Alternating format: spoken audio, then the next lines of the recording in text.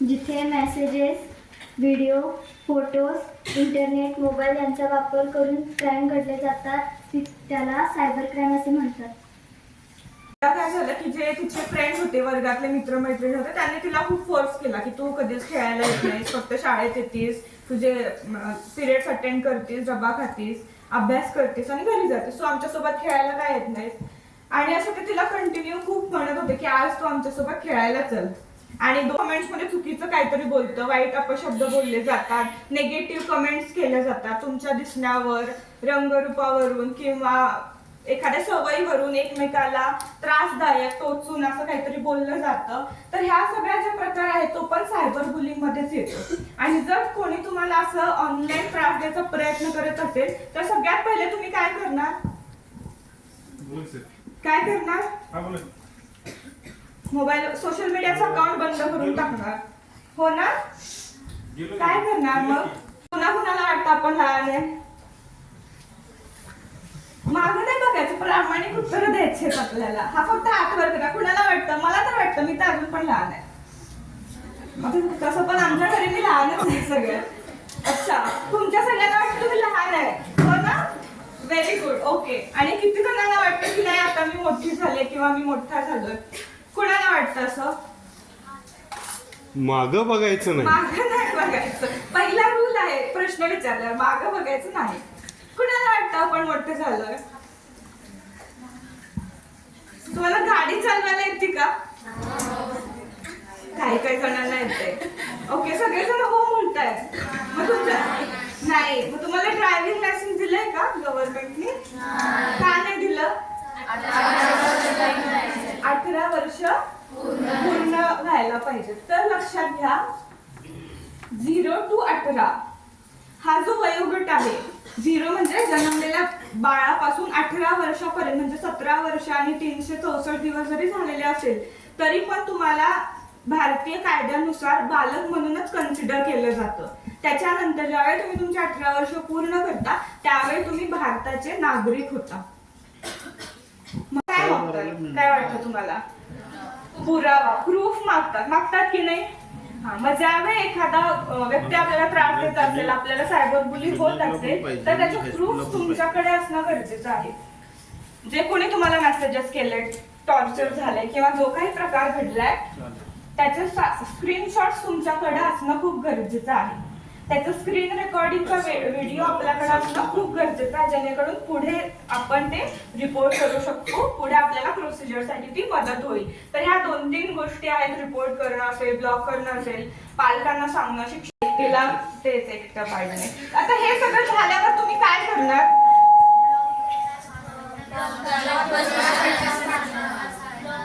Block करणार, पालकांना, शिक्षकांना सांगणार, ओके, रिपोर्ट करणार, व्हेरी गुड, स्क्रीनशॉट ठेवणार. तर ह्या सगळ्या गोष्टी आहेत, ह्या सगळ्या आता इथून पुढे काय करायचं आपल्याला लक्षात ठेवायच्या आहेत. ठीक आहे, आता दुसऱ्या सायबर क्राईम कडे जाऊया. दुसरा सायबर क्राईम आहे हॅकिंग. हॅकिंग मोबाईल हॅक करणे, सोशल मीडिया हॅक करणे, वायफाय हॅक करणे, गेमिंग मधले अकाउंट हॅक करणे. हे ऐकलं असेल तुम्ही सगळ्यांनी. थोडंसं फास्ट, तुम्ही आपापसात नंतर बोला. वेळ हातात खूप कमी. देत नाही, काही जणांचं देत नाही. बाकीचे काय करतात? काय करता बाळांनो? लॉक तुम्हाला माहित नाहीये पण तरी सुद्धा लॉक काढता तुम्ही. कसं काढता? विचार करून. सांगत नाही. ह्या गोष्टीवर एवढा विचार करता? लॉक कसं काढ? विचारून, ओके, आई वडिलांना विचारून. हेच आन्सर मला अपेक्षित होतं. बरं, हे आमच्या मुला मुलींकडून शाळेतून आम्हाला भेटलेले की आई वडील ज्यावेळी लॉक काढतात त्यावेळी मुलं मागून, कोपऱ्यातून, कुठून तरी बघतात, लक्ष ठेवतात, आणि मग ते अनलॉक करतात. गाडी बघा. आणि आपल्या आईवडील खूप भोळे आहेत. काय ठेवणार ते गाडीचा नंबर, त्यांची अॅनिव्हर्सरी, तुमच्या बहीण भावाची बर्थडे, हे 3-4 वेळा तुम्ही टाकलं की तुम्हाला माहिती ते अनलॉक होतं. करतात. तुम्ही नंतर लिहून घ्या, आधी ऐका म्हणा. आणि लिहित जरी असाल तरी ऐकण्यावर लक्ष असू दे. हा. तुम्ही जरी एखादी गोष्ट एखाद्या व्यक्तीच्या परमिशन शिवाय वापरत असाल, मग ते काही असू दे, मोबाईल असू दे, वायफाय असू दे, सोशल मीडियाचा अकाउंट असू दे, किंवा त्या व्यक्तीचे फोटो व्हिडिओ तुम्ही कोणाचे तरी न विचारता बघताय, एखाद्या व्यक्तीच्या परमिशन शिवाय त्याचा डाटा, त्याची माहिती बघणे, ऍक्सेस करणे, त्याच्या सोशल मीडियाच्या अकाउंटला लॉग इन करणे, याला हॅकिंग म्हटलं जातं. सगळ्यात महत्वाचा इथे शब्द आहे परमिशन शिवाय. कोणत्याही परमिशन शिवाय एखाद्या व्यक्तीची माहिती बघणं, त्याचा वापर करणं म्हणजे हॅकिंग आहे.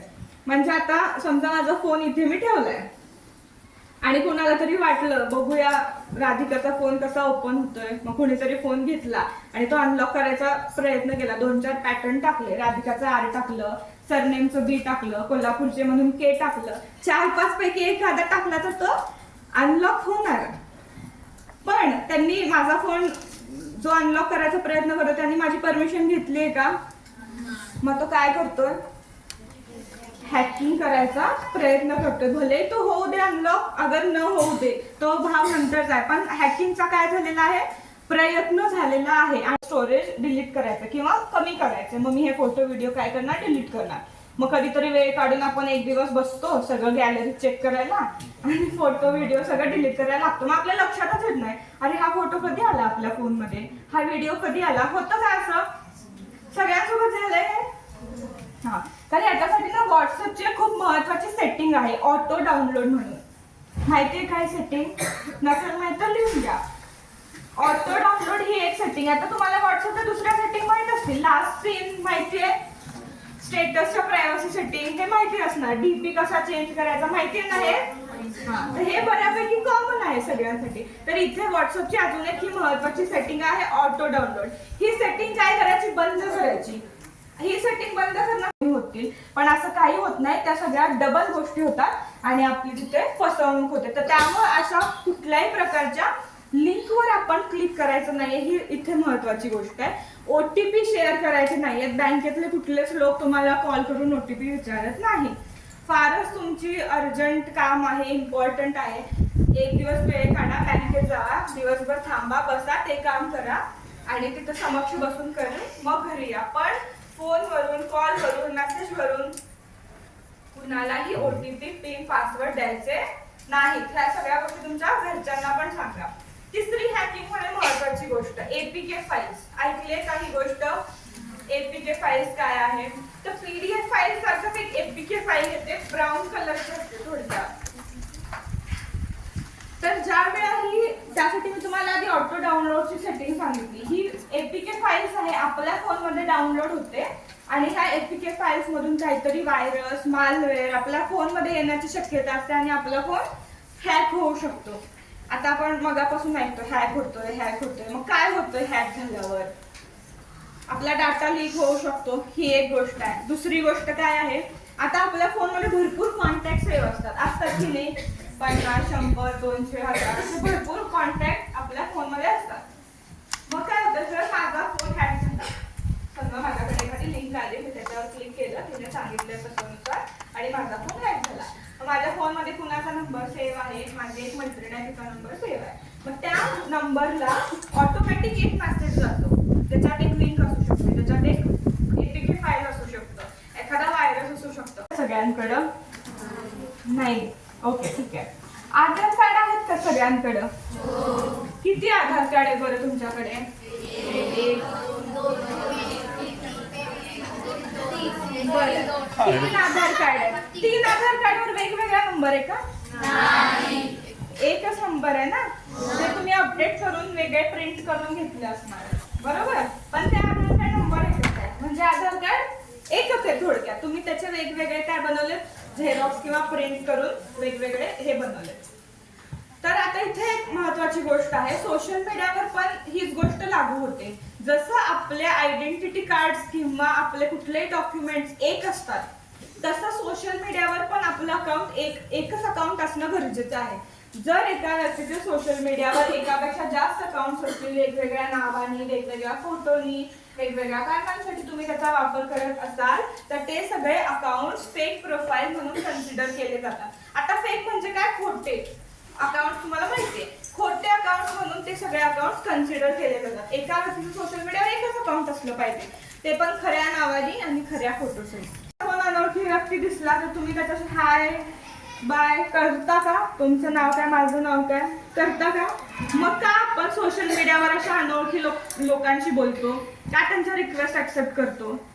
का त्यांना आपली माहिती शेअर करतो? का त्यांच्यासोबत आपले फोटो व्हिडिओ लोकेशन शेअर करतो? ह्यामुळे लक्षात घ्या, अनोळखी व्यक्तींपासून सावध राहणं खूप गरजेचं आहे. अनोळखी व्यक्तींच्या रिक्वेस्ट ऍक्सेप्ट करायच्याच नाहीत. दुसरी गोष्ट, तुमचे लोकेशन, तुमचं माहिती, पर्सनल माहिती, तुमचं नाव असेल, शाळेचा पत्ता, घरचा पत्ता, फोन नंबर, ईमेल ID, ह्यातली कुठलीही गोष्ट ऑनलाईन कुणासोबतच शेअर करायची नाहीये. विश्वासाचा हा जमानाच नाहीये. कोणी तुम्हाला कितीही तो मुद्दा पुढे आहेच, आपण त्याच्यावर पण बोलूयात. पण कोणी तुम्हाला कितीही प्रेमाने विश्वासाने विचारत असेल तर ह्या गोष्टी शेअर करायच्या नाहीत. अशा पद्धतीने त्याचा गैरवापर होऊ शकतो. तिसरी महत्वाची गोष्ट, सोशल मीडियाच्या मगाशी एक ऑटो डाउनलोडची सेटिंग सांगितली, अजून एक सेटिंग आहे 2 स्टेप ऑथेंटिकेशन. आता ही सेटिंग काय आहे, ऐकलंय का कोणी? नाही. तर ही सेटिंग, ह्याचे पण व्हिडिओ आहेत, मी ते सरांना पाठवून ते तुम्हाला दाखवतील. ह्या सेटिंग काय आहे, जेव्हा तुम्ही तुमच्या जीमेल ID पासून सगळ्या सोशल मीडियावर ही सेटिंग लावता, कुणीही तुमच्या परमिशन शिवाय तुमच्या अकाउंटला लॉग इन करायचा प्रयत्न करत असेल तर तुम्हाला एक नोटिफिकेशन येतं. त्या नोटिफिकेशन मध्ये सांगितलं जातं की कोणीतरी तुमच्या परमिशन शिवाय तुमचं social media account log in करायचा प्रयत्न करते. हे तुम्ही आहात का? नसाल तर तुम्ही ऍक्शन घेऊ शकता. तर ही जी सेटिंग आहे, ही सेटिंग आपल्या सगळ्या सोशल मीडिया अकाउंटवर असणं गरजेचं आहे. तिसरी महत्वाची गोष्ट, तुमचे अकाउंट प्रायव्हेट असणं खूप गरजेचं आहे. का गरजेचं आहे प्रायव्हेट अकाउंट असणं?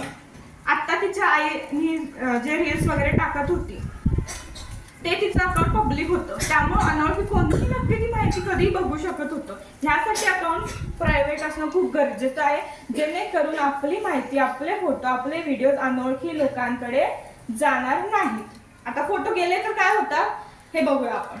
लक्षात आलं? हे काय आहे, सायबर स्टॉकिंग, म्हणजे एखाद्याचा ऑनलाईन पाठलाग करणे. अजून एक महत्वाची गोष्ट, आता तुमचे जे फ्रेंड्स असतात किंवा कोणीही, तर आपल्याला एकापेक्षा जास्त काम करतो काय, त्याचं पण एक व्याख्यान आपण घेऊयात. चाइल्ड लाईन नंबर म्हणजे हा डायल करू शकतो फोनवरनं आपण. हो, कोणीही डायल करू शकतो. आणि 1098 जर मुलांचे 18 वर्षाखालील मुला मुलींचे लग्न होत असतील, त्या संदर्भात मुलांना वेगवेगळ्या प्रकारे त्रास दिला जात असेल, सेक्शुअल हॅरॅसमेंट असेल, त्याचबरोबर बालभिक्षेकरू असतील, तर तुम्ही 1098 ह्या नंबरवर कॉल करू शकता. टोल फ्री नंबर आहे, 24 तास नंबर सुरू आहे, शासनाचा नंबर आहे. चाइल्ड लाईनचे लोक तुमच्यापर्यंत पोहोचतात, लगेच त्यांचा तुम्हाला कॉल येतो. माझ्या ऑफिसच्या समोरच चाइल्ड लाईनचं ऑफिस आहे. फोटो एडिटिंग म्हणजे काय असं विचारलं, सांगा की बाळांनो, माहित आहे ते, मला माहित नाहीये, सांगा जरा. सरांना माहित नाही, सरांना सांगा कोणीतरी फोटो एडिटिंग काय असतं. शिकवा बाळांनो, फोटो एडिटिंग काय असतं. स्नॅपचॅटला फिल्टर्स माहितीत का? इंस्टाग्रामला, स्नॅपचॅटला माहितीये? हा, सगळं माहितीये तुम्हाला.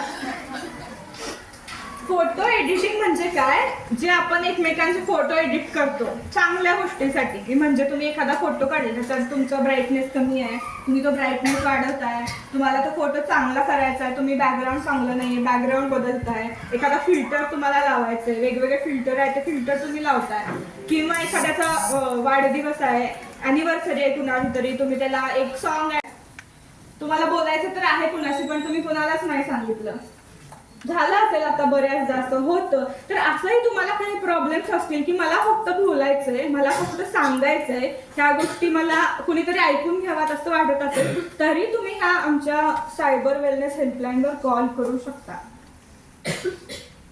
सगळ्या संस्था, शासन, मी परत ते वाक्य रिपीट करते, कशासाठी आहेत? आपल्या सुरक्षिततेसाठी आहेत. आपण न घाबरता त्यांच्यापर्यंत पोहोचणं एवढंच करायचं आपल्याला. बाकी पुढे लोक आहेत, सगळे ते बघून घेतील, पण तिथेपर्यंत पोहोचणं हे आपणच केलं पाहिजे ना. तुमच्या वतीनं दुसरं कोण जर बोललं तर परत ती माहिती पसरू शकते. त्यामुळे आपणच आपल्या सुरक्षिततेची काळजी घेऊन ह्या सगळ्या विषयावर बोलणं गरजेचं आहे. एकमेकांशी संवाद, तुम्ही किती मैत्रिणी आहात, मित्र आहात, एकमेकांची सगळ्या विषयांवर, ह्या सगळ्या विषयावर बोलू शकता. बोलता का?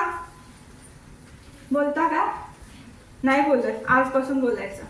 त्याला पॉर्नोग्राफी म्हणलं जातं. जर कोणी, इथं 2 गोष्टी मी तुम्हाला सांगते. जर कुठलाही व्यक्ती तुम्हाला असं व्हिडिओज पाठवत असेल, कंटिन्यू तुम्हाला स्नॅपचॅटला, इंस्टाग्रामला, व्हॉट्सअपला कुणीतरी असे फोटो व्हिडिओ पाठवतोय त्याच्यात असे पॉर्नोग्राफिक लिंक्स आहेत, व्हिडिओ आहेत, फोटो आहेत, तर तो व्यक्ती एक खूप सिरियस लेवलचा सायबर क्राईम करतोय आणि तुम्ही त्या व्यक्तीला ब्लॉक करणं गरजेचं आहे, रिपोर्ट करणं गरजेचं आहे. ती गोष्ट एखाद्या ट्रस्टेड अडल्टला, म्हणजे तुमच्यापेक्षा कोणी मोठे पॅरेंट्स, टीचर्स किंवा ज्या कोणी त्या व्यक्तीला तुम्ही जाऊन सगळ्या गोष्टी सांगताय, पण तो विश्वासू व्यक्ती असला पाहिजे. त्या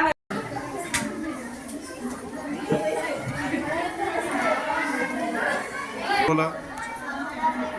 सायबर क्राईम्सबद्दल माहिती देण्यासाठी आणि असे जे क्राईम्स घडत असतात त्याच्याबद्दल आम्ही तुम्हाला मोकळेपणाने सांगू शकतो किंवा आम्ही आमची स्वतःची सेफ्टी कशी ठेवायची हे तुम्ही आम्हाला अगदी म्हणजे असं कोणतंही म्हणजे असं वाटलं नाही की तुम्ही आजच आलाय, असं वाटलं की आमच्या शाळेतल्याच कोणत्या तरी शिक्षकांनी आम्हाला पटवून सांगत आहे असं वाटलं.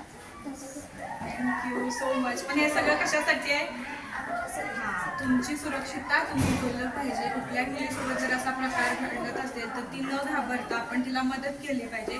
असं नाही की तुमच्यासोबत झालं तर तुम्ही आमच्याकडे, तुम्ही एकमेकींशी बोला, एकमेकींना मदत करा. कुणाला तर काही त्रास होत असेल तर तो आमच्यापर्यंत येऊ आणि तुम्ही सुरक्षित राहावं, एवढ्यासाठीच त्या सगळ्या गोष्टी आहेत. राहणार ना सगळ्या सुरक्षित? ओके, ठीक आहे, थँक्यू. काही सध्या तरी आपल्याकडे आणि स्पॅम आहे म्हणजे काहीतरी फेक गोष्ट आहे. ट्रूकॉलरला दाखवत होतं त्या स्पॅमच्या इथे की त्याच्यावरून किती फ्रॉड झाले, कोणते गोष्ट लोकांच्या मेंटेनला त्यामुळे अशा कंपनीचे स्पॅम सध्या तर आमच्या मुलीला म्हणजे त्यातलं काही कळत नाही ना अजून. तेच तुम्ही आईला सांगायचं की असं जर रेड येत असेल ट्रूकॉलरला ते कॉल उचलू नको. कुठल्या टेक्स्ट मेसेजला लिंक येतं असेल. आता काय होतं बरंचसं आपण वेगवेगळे ॲप्स घेतो, ॲप घेतल्यावर तुला लॉग इन करावं लागतं. तुम्ही